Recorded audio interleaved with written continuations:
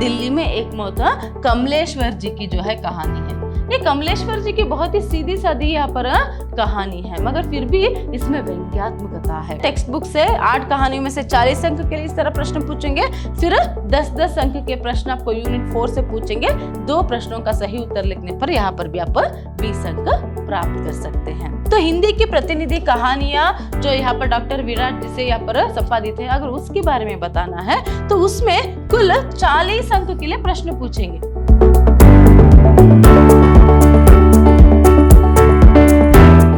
नमस्कार, मैं हूं हर्षिता, हिंदी लेक्चरर विद्याश्रम कॉलेज मैसूर। आज हम सेकेंड सेमेस्टर बीसीए की हिंदी पाठ्यक्रम का परिचय करेंगे, मतलब यह एक इंट्रोडक्शन क्लास है। आज की कक्षा में मैसूर यूनिवर्सिटी के अंतर्गत सेकेंड सेमेस्टर बीसीए वालों को हिंदी पाठ्यक्रम क्या क्या है और आपकी प्रश्न पत्रिका का ढांचा किस तरह रहता है, तो इस सब के बारे में जानकारी प्राप्त करेंगे।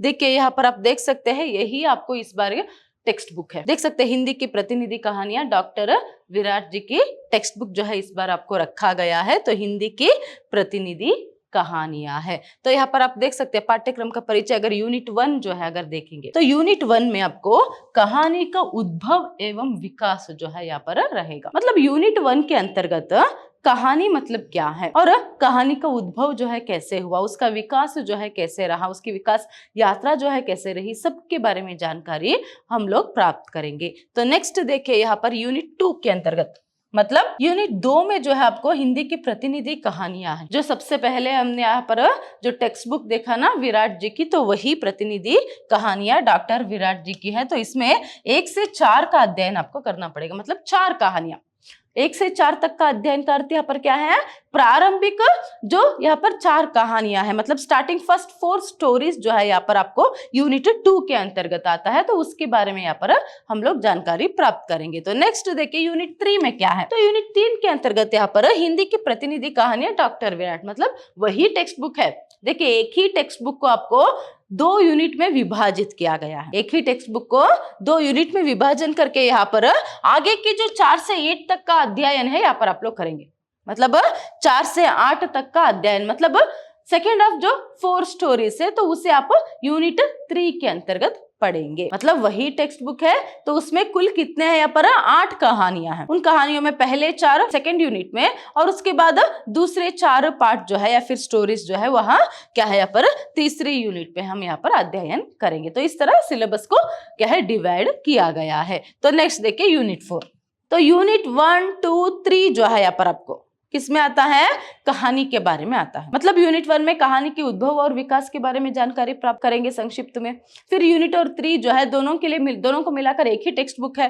तो उसमें पहले 4 स्टोरीज यूनिट 2 में, फिर उसके बाद 4 स्टोरीज जो है यहाँ पर यूनिट 3 में पढ़ाई करेंगे। तो वही यूनिट 4 में पूरा सिलेबस आपको अलग हो जाता है। तो यहाँ पर यूनिट 4 में क्या है, एक्स्ट्रा प्रयोजन मूलक हिंदी है। प्रयोजन मूलक हिंदी मतलब हम आसानी से अगर कहना है तो कामकाज की जो हिंदी है तो उसके बारे में जानकारी प्राप्त करेंगे। तो यहाँ पर देखिए एक है आपको आलेखन है, नेक्स्ट टिप्पण, सार, लेखन, फिर उसके बाद संक्षिप्तीकरण और परिचय। तो ये सभी जो है इस पर आप लोगों को यूनिट 4 में जो है पढ़ना है। चलिए अभी आगे जो है यूनिट 2 और 3 के अंतर्गत जो यहाँ पर आपको कहानियां है, मतलब हिंदी की प्रतिनिधि कहानियां टेक्स्ट बुक है डॉक्टर विराट जी की। तो उसमें जो 8 कहानियां है कौन कौन सी है, उसमें क्या अध्ययन यहाँ पर हम करने वाले हैं, तो उस सब के बारे में जानकारी यहाँ पर हम प्राप्त करेंगे। देखिए पहला है यहाँ पर सदगति कहानी। सदगति कहानी हिंदी आधुनिक हिंदी काल के जो है प्रसिद्ध कहानीकार या फिर प्रसिद्ध उपन्यासकार या फिर प्रसिद्ध साहित्यकार नाम से ही प्रसिद्ध प्रेमचंद जी की जो है यहाँ पर कहानी है। मुंशी प्रेमचंद जी की कहानी जो है सदगति है। इस बार इसमें क्या किया गया है, सामंतवादी समय में जो है किस तरह जाति व्यवस्था जो थी, मतलब अस्पृश्यता जिस समय एक महामारी की तरह फैली हुई थी, तो उसके अंतर्गत किस तरह यहाँ पर जो अस्पृश्य जात के लोग हैं उन पर किस तरह अत्याचार अन्याय होता है और उसमें किस तरह मनुष्य जो है, जो अपने आप को उच्च जाति के कहने वाला, उच्च वर्ण के कहने वाला मनुष्य किस तरह जो है यहाँ पर मनुष्य ना रहकर कैसे वहां एक हैवान की तरह जो है दूसरे एक व्यक्ति से बर्ताव जो है वहां करता है, उसका बहुत ही हृदय स्पर्शी चित्रण जो है किया गया है। मतलब मुख्य रूप से ये कहानी जो है जाति प्रथा पर आधारित है, मतलब उस पर व्यंग्य जो है करता है। जाति प्रथा, ये जो वर्ण व्यवस्था या फिर जो भी अस्पृश्यता है तो उस पर व्यंग्य करते हुए उस पर प्रश्न चिन्ह उठाते हुए ये कितना यहाँ पर हद तक जो है यहाँ सही है, कितना यहाँ सही है, कितनी गलत है, तो क्यों ऐसे होता है। तो ऐसे सभी जो है यहाँ पर व्यंग्य, फिर इन सभी अंशों पर ही प्रश्न उठाकर क्या है इस कहानी के जरिए जो है यहाँ पर लेखक ने जो है यहाँ पर पूछा है। इसमें हमें किसका संदेश मिलता है कि समाज में समानता रहना बहुत ही जरूरी है। हर एक मनुष्य जो है अगर इज्जत से जो है पर जीना है तो उसे समानता जो है यहाँ पर समाज में रहना जरूरी है। तो ये बात जो है या फिर ये एक संदेश जो है यहाँ पर हमें मिलता है। और जो भी जाति प्रथा या फिर अस्पृश्यता उसके निर्मूलन करना है, इसके लिए भी जो है एक संदेश जो है यहाँ पर देते हैं। तो नेक्स्ट है यहाँ पर लेटर बॉक्स। लेटर बॉक्स किसकी कहानी है? अज्ञे जी की। देखिए यहाँ पर लेटर बॉक्स में जो है ये सिर्फ एक 5 साल का लड़का, रोशन नामक एक 5 साल का लड़का जो है अपने बाप के लिए जो है एक लेटर जो है लिख कर रखता है। तो उसे लेटर बॉक्स करके देखिए शीर्षक दिया गया है, मतलब वो लेटर बॉक्स में डालने के लिए उससे पहले उसे एड्रेस जो है लिखना है, मगर उसे खुद पता नहीं कि उसके पिता कहाँ पर है। क्योंकि क्या है यहाँ पर उसके माँ, चाचा और पिता सभी जो है भजन के समय में लाहौर जो है जाते रहते हैं। तो ऐसे में यहाँ पर क्या हो जाता है, पहले उसके पिता जो है यहाँ पर शेखपुर में ही जो है गुम हो जाते हैं। फिर उसके बाद कुछ दूर हो जाने पर वो लाहौर तक भी पहुंच नहीं पाते, तब तक क्या हो जाता है पर उसके मतलब जो 5 साल का जो लड़का रोशन है, तो उसके माता और उसके चाचा को भी जान से मार दिया जाता है। तो अभी जो है यहाँ पर ये लड़का किस तरह जो सिर्फ एक 5 साल का लड़का एक पत्र को अपने हाथ में रखकर अपने पिता को भेजने के लिए जो है यहाँ पर वह संघर्ष करता है, फिर कैसे वह सोचता है, तो इसकी ही हृदय स्पर्शी चित्रण जो है यहाँ पर है। तो इसीलिए ये लेटर बॉक्स शीर्षक जो है सार्थक जो है इस कहानी में कहलाता है। नेक्स्ट है बाप बेटा। देखिए बाप बेटा कहानी भीष्म साहनी जी की कहानी है। तो इसमें क्या किया गया है, देखिए यहाँ पर एक गरीब परिवार का चित्रण है। तो यहाँ पर बाप बेटा में जो है एक बूढ़ा बाप जो है कैसे जो है यहाँ पर वह अपने बड़े बेटे की जो वो आर्मी में रहता है उसके मरने पर, उसकी वीर मृत्यु जो है उसे प्राप्त होने पर उसके पेंशन से ही घर जो है वह चलाता रहता है। बाद में उसमें उस पैसों में भी खर्चा चलाना जब मुश्किल हो जाता है तो वह क्या करता है, जैसे तैसे अपने छोटे बेटे को जो सिर्फ 16 साल का है, तो उसे तो आर्मी में भर्ती नहीं करेंगे ना, तो इसीलिए उसे 17 साल की उम्र का यहाँ पर बताकर झूठ में जो है वो सर्टिफिकेट सभी तैयार करवा कर कैसे जो है पैसे दिलाकर वह क्या करता है, बाद में मजबूरन अपने बेटे को जो है सेना में भर्ती करवाता है। क्योंकि सिर्फ पेंशन के इससे जो है घर चलना बहुत ही मुश्किल था, तो इसीलिए दूसरे बेटे को भी वह सेना में भर्ती जो है इस तरह करवाता है। बहुत ही कम उम्र में सेना में उसे भर्ती करवाता है। तो इस तरह कहीं ना कहीं यहाँ पर निम्न मध्यम वर्गीय परिवार जो है उनका घर चलाना कितना मुश्किल होता है, तो इसका यहाँ पर चित्रण जो है किया गया है। नेक्स्ट देखिए यहाँ पर दिल्ली में एक मौत। चौथा कहानी जो है यहाँ पर दिल्ली में एक मौत कमलेश्वर जी की जो है कहानी है। ये कमलेश्वर जी की बहुत ही सीधी सादी यहाँ पर कहानी है, मगर फिर भी इसमें व्यंग्यात्मकता है और उसके साथ साथ मौलिकता भी है। तो एक मौलिक कहानी भी जो है यहाँ ठहरता है। तो ऐसे में इस कहानी में आधुनिकता के नाम पर जन्मी हुई क्रूरता और उसके साथ साथ बेगानेपन की जो है यहाँ पर और अमानवीयता की जो है चित्रण जो है किया गया है। इसमें मोहन राकेश जी ने जो देश का विभाजन होते समय या फिर देश आजादी जो है पर प्राप्त करते समय, उसके साथ साथ जो देश का विभाजन यहाँ पर हुआ, तो उस समय किस तरह जो है जो दंगे हुए, दंगे फसाद हुए और उसके साथ साथ जो उथल पुथल हुआ, जो अत्याचार हुए, उस सब की वजह से जो लोगों पर क्या यहाँ पर बीता, मतलब लोगों पर जो गहरा आघात पहुंचा ना, उसी का यहाँ पर मार्मिक चित्रण या फिर हृदय स्पर्शी चित्रण जो है करते हैं। नेक्स्ट देखिए यहाँ पर पहाड़। ये किसकी कहानी है? निर्मल वर्मा जी की कहानी है। यह उनकी बहुत ही छोटी सी कहानी है और उसके साथ साथ बहुत ही संश्लिष्ट कहानी है, ये भी हम कह सकते हैं। नेक्स्ट है यहाँ पर हरी बिंदी। देखिए 7वां कहानी जो हरी बिंदी है, यहाँ मृदुला गर्ग जी द्वारा लिखित कहानी है। इसमें क्या किया गया है, जो नारी है, नारी की विचारों और उसके साथ साथ उसकी हरकतों को जो है केंद्र बनाकर जो है लिखा गया है। एक स्त्री जो है किस तरह यहाँ पर सोचती है, उसकी हरकतें किस तरह रहती है, तो ऐसे यहाँ पर विचार जो है लिखे गए हैं। इसमें पूंजीवादी सत्ता के पुरुष प्रधान समाज में एक स्त्री की हालत किस तरह रहती है, इसका यहाँ पर चित्रण जो है हुआ है। नेक्स्ट देखिए यहाँ पर स्विमिंग पूल। ये असगर वजाहत की कहानी है। अस्कर वजाहत ने जो है इसे लिखा है। तो ये जो है प्रतीकात्मक कहानी का एक अच्छा मॉडल है, क्योंकि इसमें सिर्फ एक विचार नहीं है, बहुत सारी दृष्टि से जो है यह कहानी बहुत ही महत्वपूर्ण जो है मानी जाती है। इसे परंपरागत पद्धति से जो है नहीं लिखी गई है। यह कहानी प्रशासनिक व्यवस्था की अड़चनों को जो है दर्शाती है। तो इस तरह जो है यहाँ पर कुल 8 कहानियां हैं।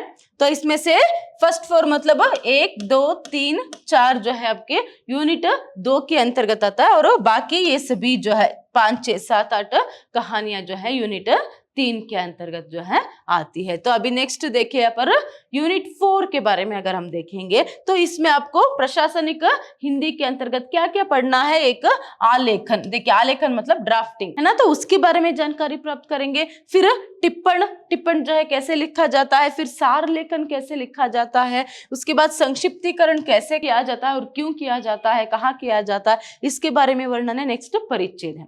तो परिच्छेद मतलब यहाँ पर आपको क्या करते हैं, एक पैराग्राफ देंगे, उसे आपको क्या करना है, हिंदी में अनुवाद करना है। तो अंग्रेजी और कन्नड़ा में एक पैराग्राफ देंगे 10 मार्क्स के लिए, उसे आपको हिंदी में अनुवाद जो है करना है। तो इस तरह जो है यहाँ पर यूनिट 4 के अंतर्गत आप इन सभी अंशों को यहाँ पर सीखेंगे। तो नेक्स्ट देखिए प्रश्न पत्रिका का ढांचा। तो किस तरह रहता है आपकी प्रश्न पत्रिका, तो किस तरह मार्क्स जो है डिवाइड हुआ है, अगर उसके बारे में देखना है तो हिंदी की प्रतिनिधि कहानियां जो यहाँ पर डॉक्टर विराट जी से यहाँ पर संपादित है, अगर उसके बारे में बताना है तो उसमें कुल 40 अंक के लिए प्रश्न पूछेंगे। देखिए यूनिट 2 और 3 के अंतर्गत सिर्फ एक किताब है, तो उसी किताब में 8 कहानियां हैं, तो उससे कुल 8 कहानियों से 40 अंक के लिए प्रश्न पूछेंगे। कैसे पूछेंगे हम आगे देखेंगे। फिर उसके बाद जो प्रयोजन मूलक हिंदी है, प्रयोजन मूलक हिंदी के अंतर्गत जो है यहाँ पर 20 अंक के लिए प्रश्न पूछेंगे। बताया था ना आलेखन, टिप्पण, सार लेखन और परिच्छेद, तो सबसे मिलकर 10-10 अंक के 2 प्रश्न मतलब 20 अंक जो है पर प्रश्न जो है पूछेंगे। तो कुल कितने अंक के लिए आप परीक्षा लिखेंगे, 60 अंक के लिए, मतलब 60 मार्क्स के लिए। 60 मार्क्स का आपका जो प्रश्न पत्रिका है वहां होगा। तो यहाँ पर आप देख सकते हैं प्रश्न पत्रिका जो है किस तरह पर रह सकता है। तो एक तो निम्नलिखित सभी बहुविकल्पीय प्रश्नों के उत्तर लिखिए। अब देख सकते हैं यहाँ पर एक क्या है, सही उत्तर के लिए 1 अंक, मतलब कुल 10 प्रश्न रहते हैं, मतलब मल्टीपल चॉइसेस। देखिए बहुविकल्पीय प्रश्न, तो यहाँ पर 1-1 अंक के 10 प्रश्न रहते हैं, वहीं पर ऑप्शंस भी रहते हैं, उसे सही जो है उत्तर चुनकर आपको लिखना पड़ेगा। 1 मार्क का है तो 10 प्रश्न इसमें रहता है। नेक्स्ट ये देखिए आपको कहानी से ही प्रश्न जो है पूछेंगे पूरे 10। नेक्स्ट किन्हीं 2 अवतरणों को सप्रसंग व्याख्या कीजिए, सेकंड मेन रहेगा। तो यहाँ पर हर एक सही उत्तर के लिए 5 अंक, मतलब सिर्फ 2 ही क्वेश्चन आपको अटेंड करने हैं, वहां पर ऑप्शन रहता है, एक्स्ट्रा क्वेश्चंस भी देकर रहते हैं, तो 5 अंक रहता है। तो ऐसे में अगर 2 सही उत्तर आपने लिखा तो 10 अंक यहाँ पर आप प्राप्त कर सकते हो। तो यहाँ पर सप्रसंग व्याख्या है।